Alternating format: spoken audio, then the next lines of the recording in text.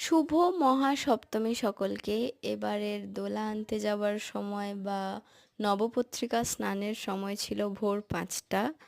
আর অন্য বছর আমি এই সময়টা টেনে ঘুম দিই।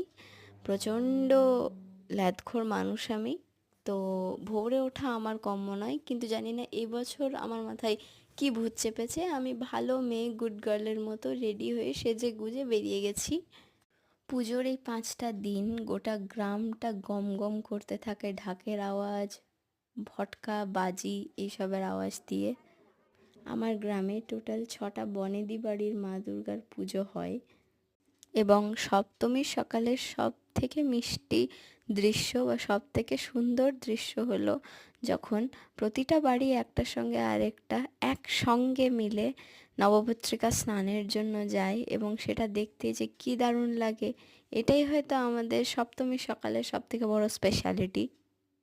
নিয়মটা হচ্ছে, সব থেকে বড় যে দুর্গা, সেই দুর্গা দিয়ে শুরু হয়, এবং তারপরে একটা একটা করে সবাই তাকে জয়েন করতে থাকে, এবং লম্বা একটা লাইন ফর্ম করে তারা একসঙ্গে পুকুরে যায় নবপত্রিকা স্নানের জন্য, এবং ফেরবার সময়তেও তারা একের পর এক নিজেরা লাইন বানিয়ে নিজের নিজের বাড়ি বা নিজের নিজের জায়গায় ফেরত আসে। নবপত্রিকা স্নান শেষ হতে হতে সূর্যি মামাও হাতছানি দিয়ে দিয়েছে, এবং সপ্তমীর সকালের এই ২-৩ ঘন্টার জন্য গোটা গ্রাম উজাড় করে যায় একসঙ্গে মাকে বরণ করে ঘরে তুলবে বলে। আফটার অল দুর্গা তো আমাদের মা নয়, দুর্গা তো আমাদের বাড়ির মেয়ে। তাই বাড়ির মেয়েকে যদি আদর আর যত্ন সহকারে ঘরেই না ডাকলাম, তো আর কি করলাম।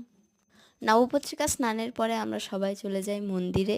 মন্দিরে গিয়ে একটু সিঁদুর খেলা হয়, এবং তারপরে কিছুক্ষণ সময় কাটিয়ে ঢাকের আওয়াজ শুনে, দেবীর বরণ দেখে, পুজো একটু দেখে, আর ফটো তুলে আনন্দ মজা হই হুল্লোড় যেটা মেনলি হয়ে থাকে, সেই সব করে আমরা আবার ফেরত চলে আসি নিজের নিজের বাড়িতে।